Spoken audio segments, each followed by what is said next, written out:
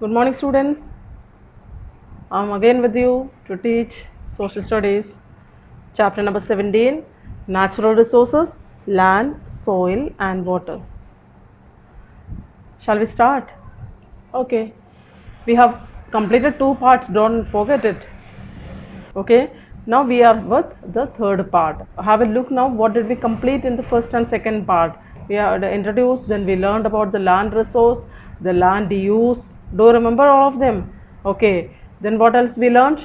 We learned about the land use pattern of different countries we have seen. Then we learned about soil as a resource, soil formation, problems of soil, conservation of land and soil, right? Okay, then what else was completed? The different steps of conservation of land.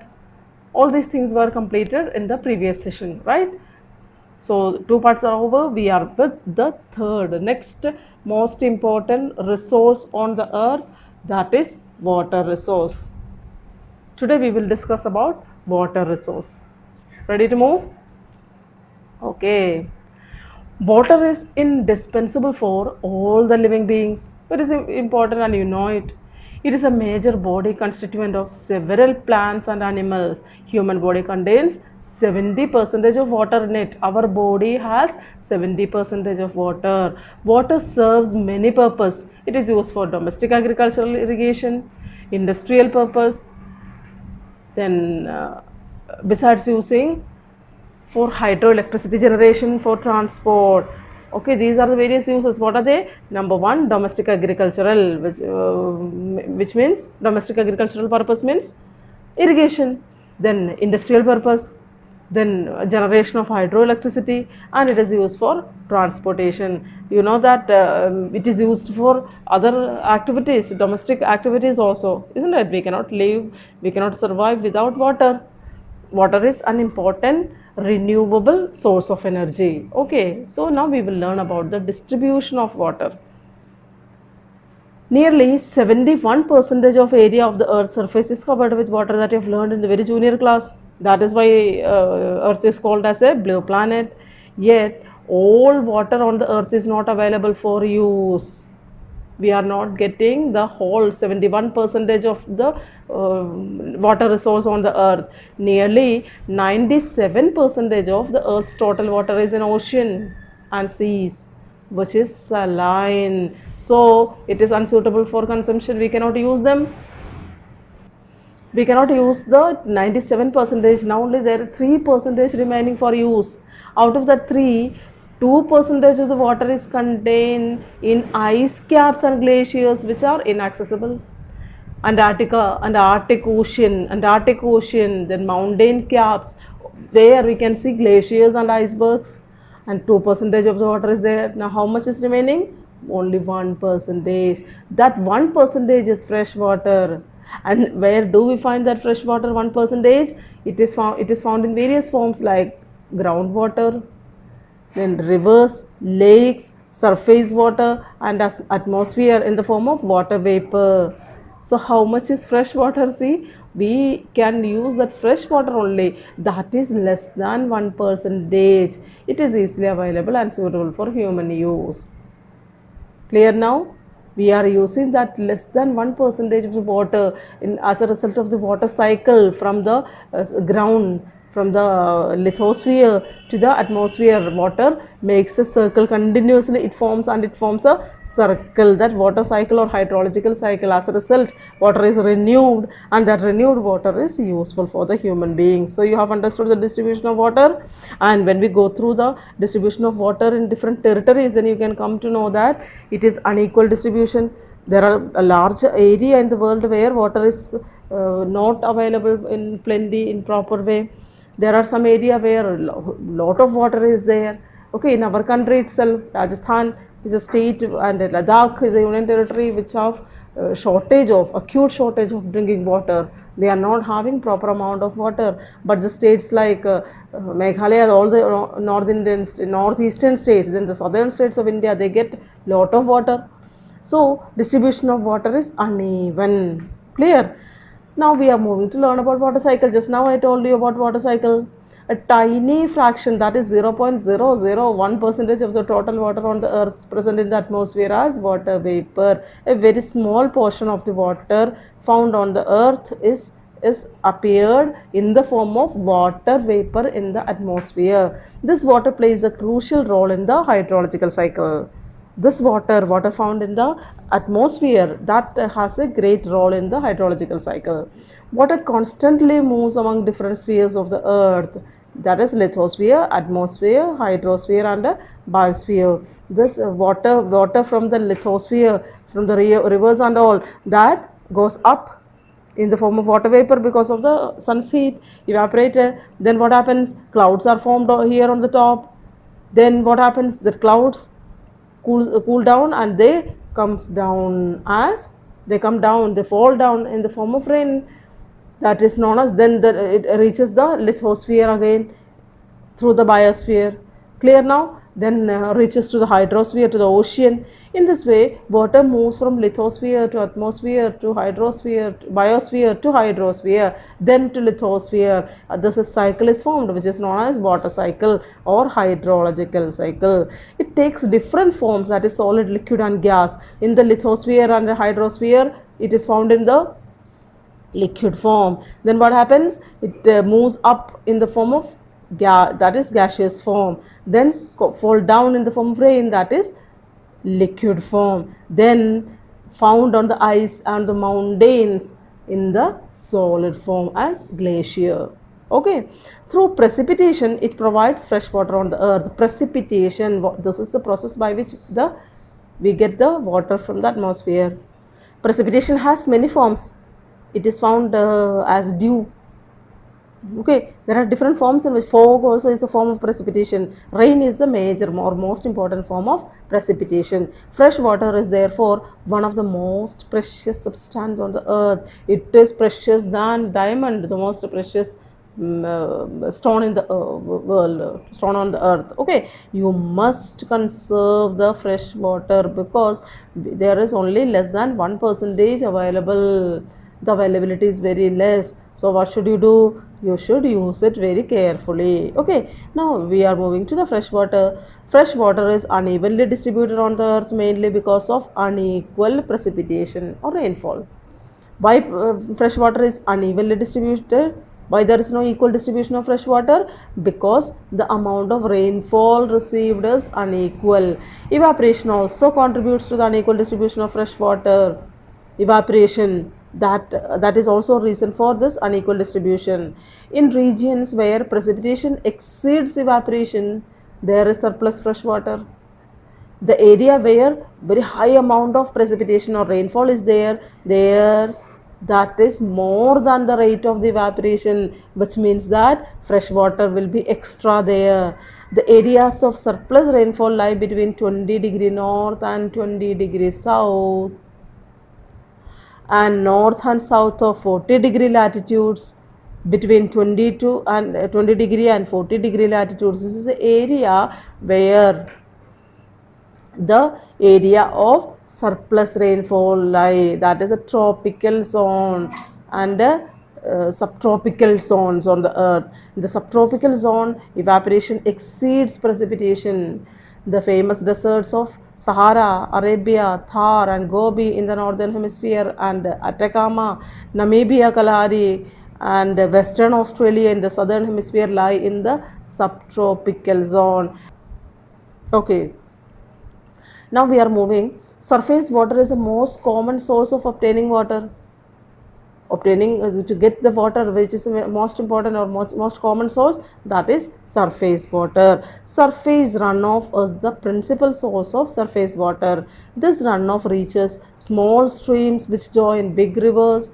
The area drained by a big river and its tributary is called a river basin. You might have heard in last year in geography that an area which is drained by a river and its tributary is called as a basin, river basin. In Ganga river and its tributaries flow through the area of UP, and that area through which the tributary and the main river flows, that area is known as the Ganga basin. Yeah, it is known in the name of that river. Okay, that runoff water, that is the most important source of getting surface water. Water from a river is taken out by cutting a canal from in. What do we do to get the rainwater, to do the river water, surface water? We make canal. Okay, through channelizing the water, we can get the surface water. Pipes are used for domestic and industrial purposes. The canal water is mainly used for irrigation purpose. What do we use the canal water for? It is used for irrigation. Okay, we make canals, then pipes are used for domestic and industrial purposes, and canal water is mainly used for irrigation in the cultivated lands. Most of the river water is used for irrigation, domestic and industrial purposes. What do we use the river water for? It is used for irrigation, domestic activities and industrial activities. If the rate of extracting water from a river exceeds the rate of water supply, the water level will decrease and ultimately the river will dry up. What will happen? If you exploit or if you use the water again and again, if you overuse the water, what will happen? You will have the shortage of water. You will have to face the problem of shortage of water. The river will be dried. Okay. On the other hand, during the rainy season, the river becomes flooded. During the rainy season, it gets most of water, a large amount of water. That time, the river becomes flood. To solve this problem, many major rivers of the world have been dammed. What has been done to solve this problem? We have constructed dams on the rivers so that this problem will not be there. The drought and flood. What we can do that when flood occurs, when during the rainy season, we can collect the river water in the dam, and during the drought in the summer season, what can be done? We can use that water. So that problem can be solved. Now we are going to learn about the dams. During the past 5,000 years, several rivers have been dammed world over. It is not a new trend, it is an old trend. For the past 5,000 years, the building of dams were doing in the world. The first dams were merely small constructions designed to control floods and to supply water for irrigation and domestic use. In the very beginning, the dam was not this much large scale one. Where very small bunds were made, and that was used for irrigation and domestic activities by the people. Later, the dams began to be used for generating hydroelectricity. Since 1930s and particularly between 1950 and early 1970, many large dams have been constructed. Okay, this is the period all over the world. Okay, 1930s, then 1950s and 1970s. They were the time when there were a large number of dams constructed all over the world. Okay, by 2015, more than 44,000 large dams have been constructed. See, the number has been increased. Nearly 2/3 of the world's dams lie in Asia, and about half of the world's total in China alone. See, China is having a very good command upon the dams. They have built a large number of dams. They are about half of the world's total number of dams. What is the world's total number? 44,000. It's half, near about half of this 44,000 dams have been constructed only in China. Large dams, though highly useful for providing irrigation facilities and hydroelectricity generation, produce adverse environmental impacts in the vicinity of the reservoir. These dams are of various uses for us. They provide us a good source of water, and it is useful in various ways. That is why these dams are known as multi-purpose river projects. Multi-purpose, okay, meeting different activities, but they make adverse environmental impacts. It has some many disadvantages. Hence, they have become controversial. So, the construction of dam, that is a topic, that is a matter of controversy today. The reservoir created behind the dam impounds vast area under forest and settlements. The dam where it is built, where the river is blocked, that area where the people are there, no settlements are there, and most probably they will be forested region, tribals are living there, so it creates a problem to those people there in that area. The Babina Dam, constructed on the Amazon River in Brazil in 1987, submerged 2,360 kilometers of natural rainforest of the Amazon basin. this much area of the natural forest were submerged underwater. It now they are not forest, now they, that is also part of the dam only. Okay, that our lungs, this Amazon forests are known as the lungs of the earth. You might have heard about it. They thick forests are there, and they provide us huge quantity, huge amount of oxygen, and these forests have been submerged underwater because of the construction of the dam.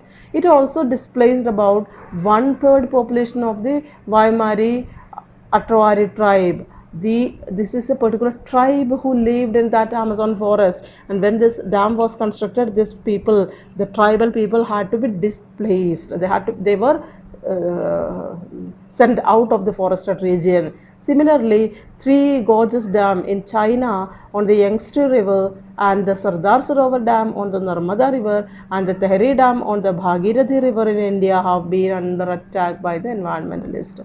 You might have heard about the Narmada Bachao Andolan. Have you heard about it? Okay, Narmada Bachao Andolan was a program, or was a movement launched by many people. What was the theme behind it? When Sardar Sarovar Dam was built there, the people, a large area had to be cleared, and people had to be displaced, and it would create environmental problems because it was a forested region. So the people, environmentalists, turned against it. Okay, the Tehri Dam project, there also people turned against it. These are some of the examples where people turned against the construction of the dams, because the dams are very good for us. We get a lot of facilities because of the dam, but they create the problem to the environment and the problem to the people. Okay, now shall we continue? Right. Conservation of water and improving its quality. Now we are moving towards this topic, conservation. How can we conserve the water and improve its quality? Pollution of water is a serious problem world over.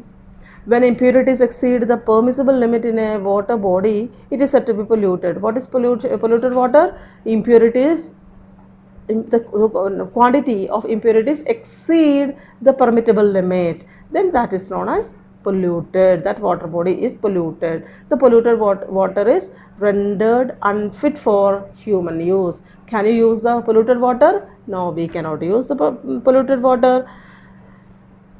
Drinking water must be pure. The major contaminants of water are bacteria and parasites, chlorinated hydrocarbons, volatile hydrocarbons, lead, salt, calcium carbonate, and iron. These are the materials which make the water contaminated. These many materials make the water contaminated. Clear now? Bacteria and parasites cause many diseases such as amoebic dysentery.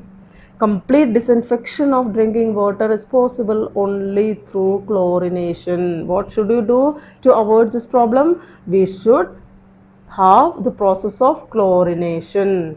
Okay, and other method, that is what? Boiling the water is the most common method which kills all the bacteria and the parasites. They can be killed. It is the simplest form or most common form of purifying the water. What is that? That is boiling the water. Pesticides are derived from chlorinated hydrocarbon.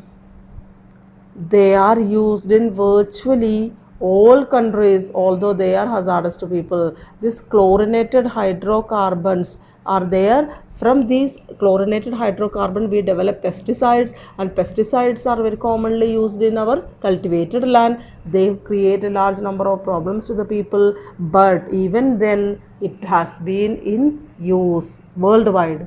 Okay, they are not biodegradable, and hence they reach in human bodies through the water.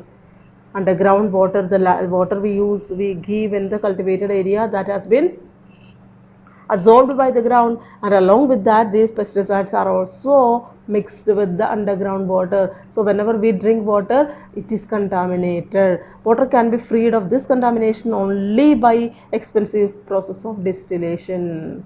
If we want to purify that water, what has to be done? Distillation, and that distillation is very expensive. It is not possible for all the people and all the countries to distill over the water. Okay, the use of pesticides needs to be banned completely in developing countries, as has been done in industrialized nations. There are some rich countries where this use of pesticides have been completely banned. India like countries also should do the same. We also should have that step that we should ban the use of pesticides, but it has not been till done in our country. As a result, a large number of problems have been occurred. You can see, you if you go through the data released by our health department, you can come to know that states like Punjab, where this green revolution took place, the huge area, large area, vast area is under cultivation there, and there what happens there, the people are facing a lot of health issues only because of the use of pesticides. The use of pesticides made it in this way. Clear? The soil and water are contaminated with hydrocarbons by oil spills, leaking petrol and diesel tanks, and cleaning fluids that are flushed down the drain. Soil and water both are contaminated by hydrocarbons. How these hydrocarbons how are they released? By oil spills. Well, the oil spill, then leaking petrol and diesel tanks, and cleaning fluids that are flushed down the drain. The water once contaminated cannot be easily purified and hence has to be marked undrinkable. What we should do?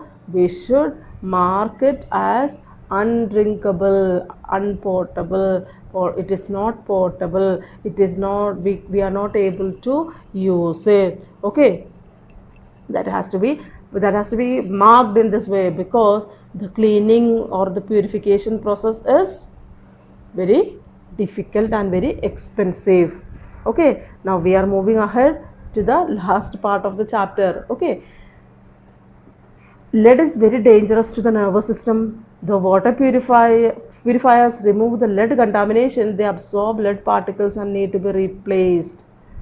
This lead is very dangerous to the nervous system. That is also there in the water. Okay, and this water purifiers remove the lead contamination, of course, but they absorb lead particles and that has to be replaced. Clear? Salt, dissolved calcium carbonate, and iron are not health problems but create other problems, such as they affect the machineries. These are, however, more localized problems. Okay, these things like salt or dissolved calcium carbonate or iron, they don't create directly any problem, but indirectly they can create problems. Okay, besides drinking water, there are 4 other uses of water.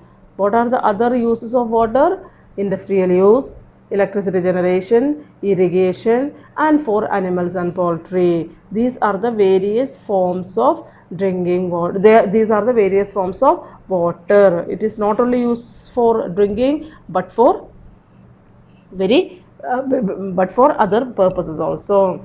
The iron contamination and hard water are more serious problems for industrial activities and electricity generation. Salt is more serious problem for irrigation water.